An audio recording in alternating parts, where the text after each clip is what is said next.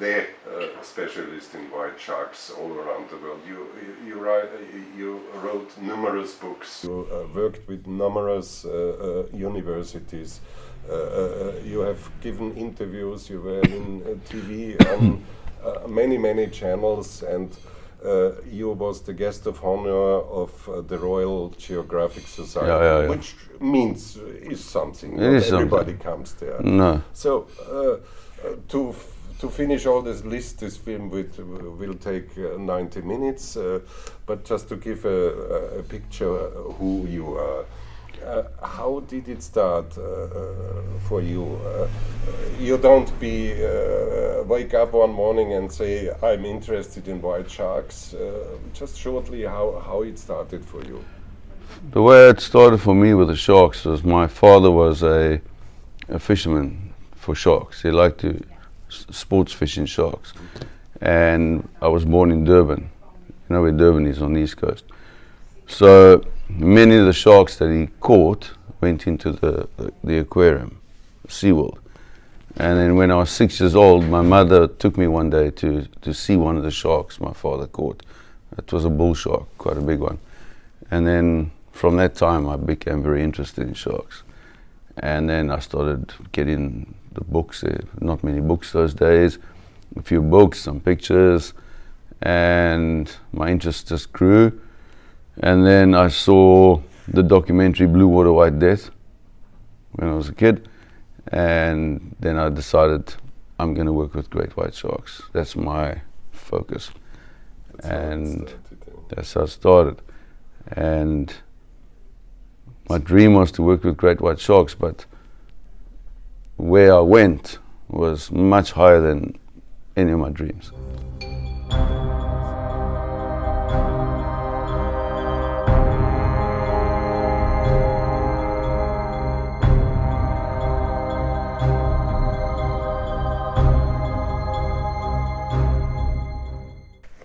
What I know of sharks from the past when I grew up is, faces like these, teeth coming out of the tabloids, a big monster waiting to eat and kill you. Killer, yeah. So, is this the big white shark? Well, people say the great white shark is a bloodthirsty killer. It's a dumb eating machine. People say they are man-eaters. It's a super predator. It's built to kill something in the quickest way possible. So it's an extremely powerful animal, but it's a smart animal. It's not a dumb eating machine. It's not a bloodthirsty killer. If a great white shark had a meal and is full, and there's some more food, it's not going to just go eat. It's happy. Like a lion. Then it wants to go lay down and relax in the sun. And the great white is the same.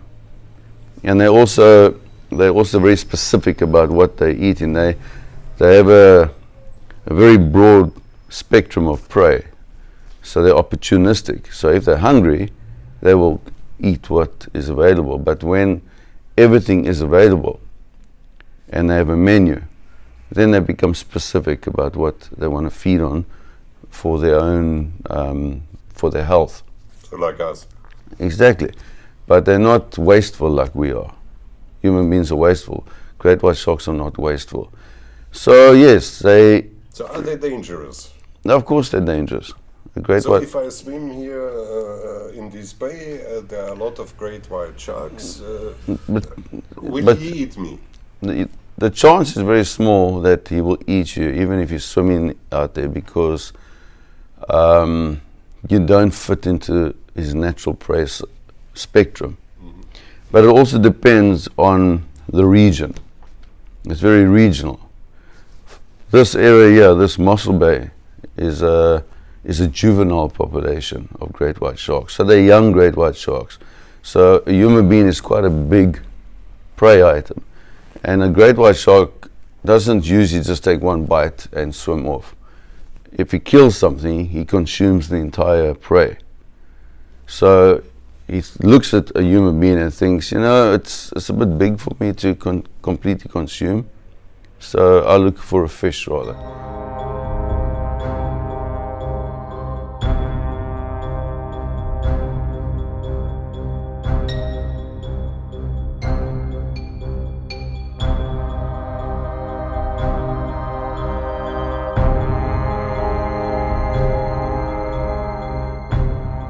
you can't just say a great white shark is a dangerous killing machine. A great white shark is no different from a black tip. A black tip eating a smaller fish.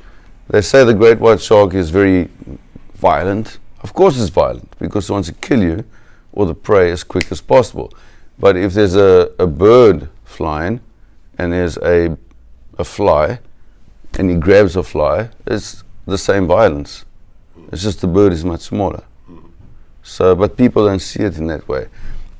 The reason they don't is because the great white shark, unlike the bird, can kill you like this if it wants to. But it doesn't have to, and it doesn't always want to.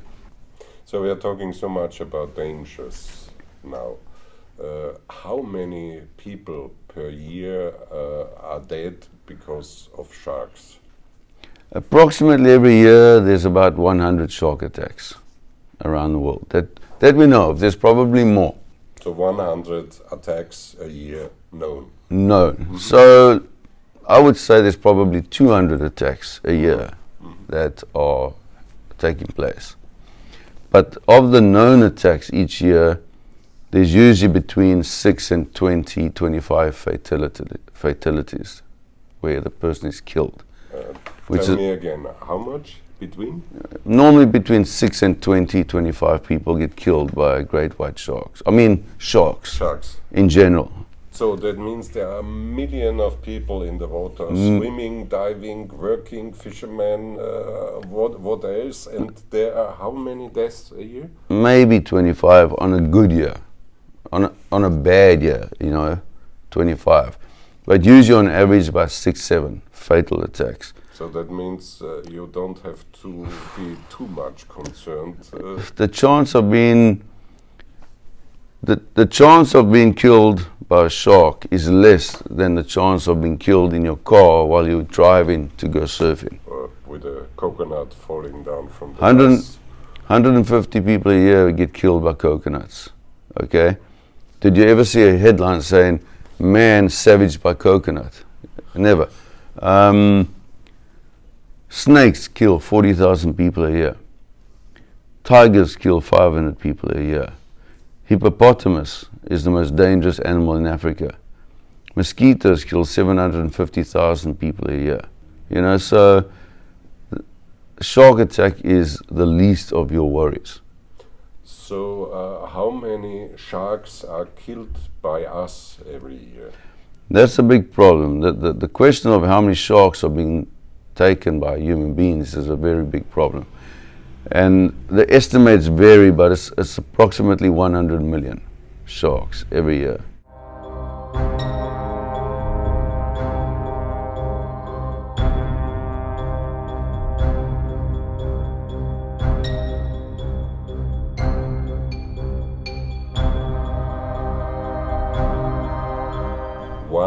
Million. Yes. And the big problem is that there's a word called fecundity. I don't know if you understand what it means, English word, and it's fecundity is the rate at which a species can reproduce.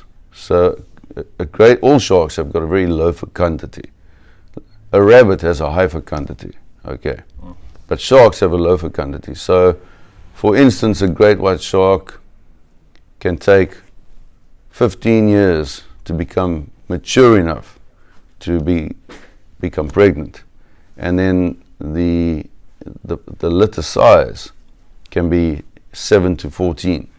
It's a small litter, and perhaps they only reproduce every 2 years. Then you get the sand tiger shark, not the sand tiger shark, the sandbar shark.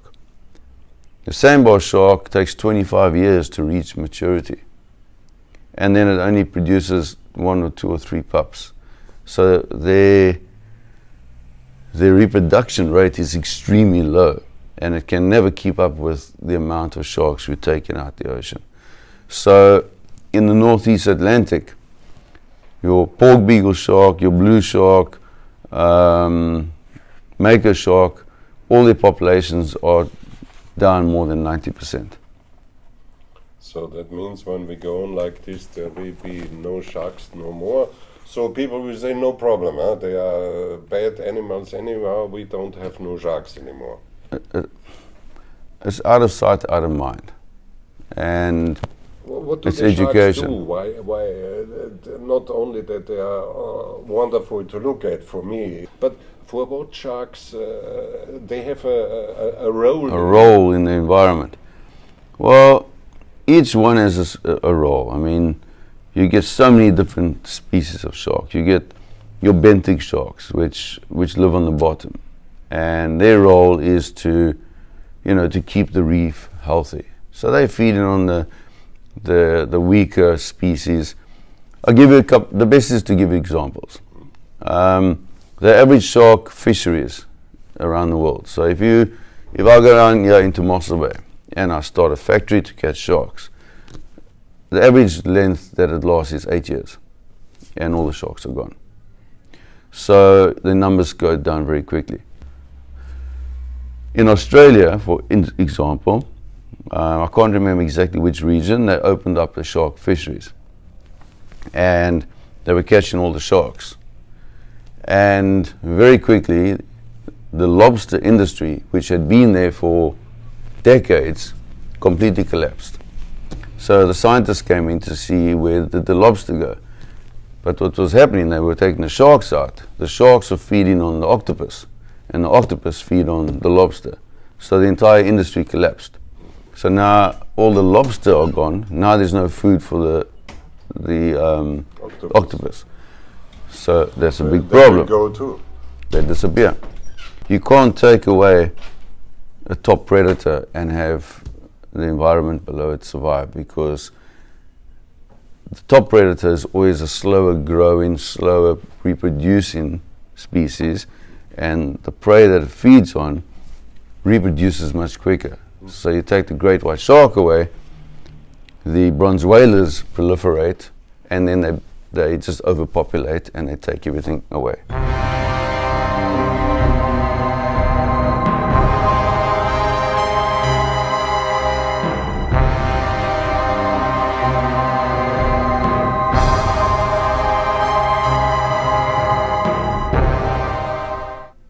What we need to do is stop catching sharks. In this bay here, along Mossel Bay, Algoa Bay, Straits Bay, Gans Bay and False Bay, this stupid government that we have, they have given licenses to longline fishermen to catch critically endangered sharks. So there's two shark species they target. The one is the soupfin shark, or the taupe, as they call it, common names. The other one is Mustelus mustelus, which is the smoothhound shark. And they are both on the red list of the WWF. For what are they caught? For fish and chips. So they were all caught and sent to Australia for fish and chips. And people just don't realize that it's collapsing and collapsing and collapsing so quickly that it's out of control now. So what can you do to solve it? Educate people and show videos. I mean, even Discovery Channel, National Geographic, they even at fault, because they take you out on a film shoot and they want to sell entertainment. They don't sell the truth. It's Hollywood science. They sell bullshit. They want to make people scared. There's different things. My whole life has been involved with sharks, especially the great white shark. And I don't say it's the best shark. It's a shark. But for me, it's my favorite shark. It's your friend. It's not my friend, but it's not my enemy. It's my heartbeat. When I see it, it excites me. They will never be your friend, or they're not like that. They don't have an agenda on you. But for me, the ocean has to have the great white shark inside it, because it's a keystone species, and when you see these animals and you see how they behave and the beauty of them, the ocean would just not be the same place without the great white shark. The great white shark is everything in nature. It's the mystery, it's the danger, it's the unknown, the beauty, the death. Everything out there in nature is in this form called the great white shark. And I find it an extremely exciting animal. And I always tell people that I would be very sad if it wasn't in the ocean anymore.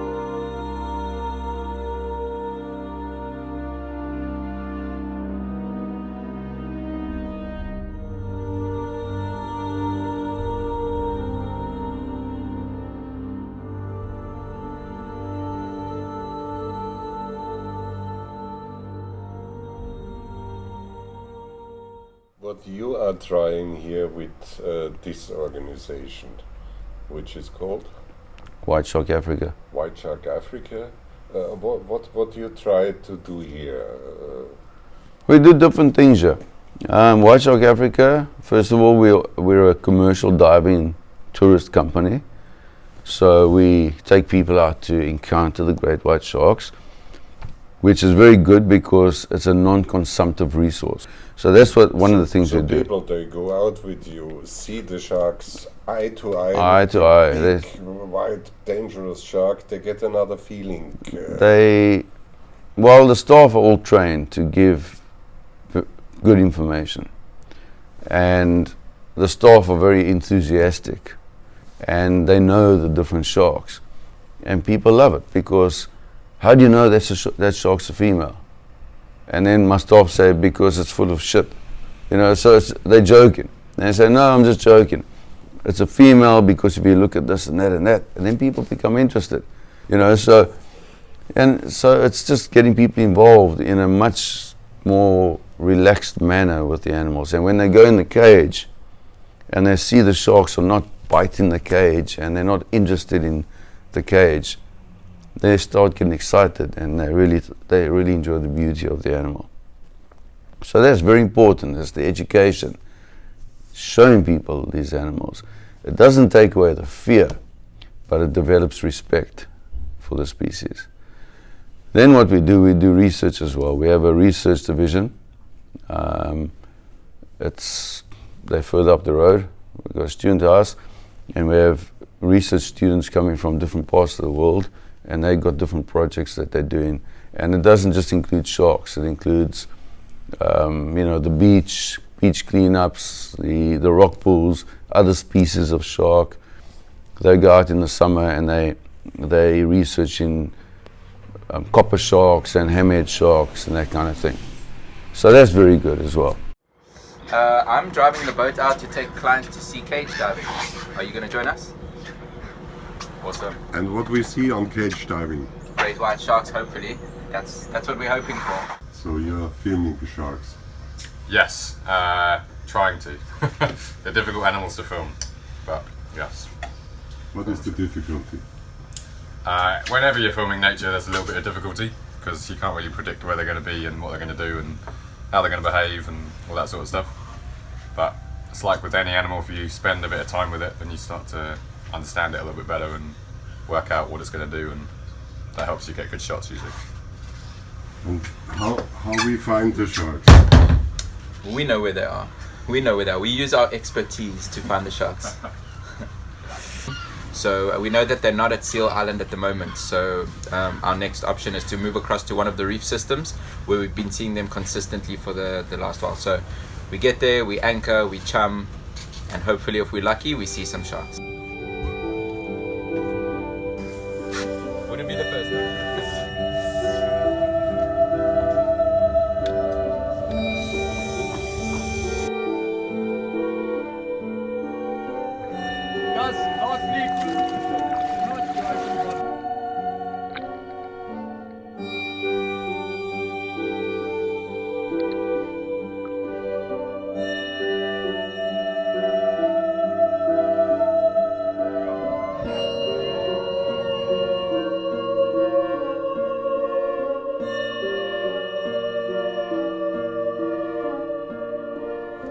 It was just awesome.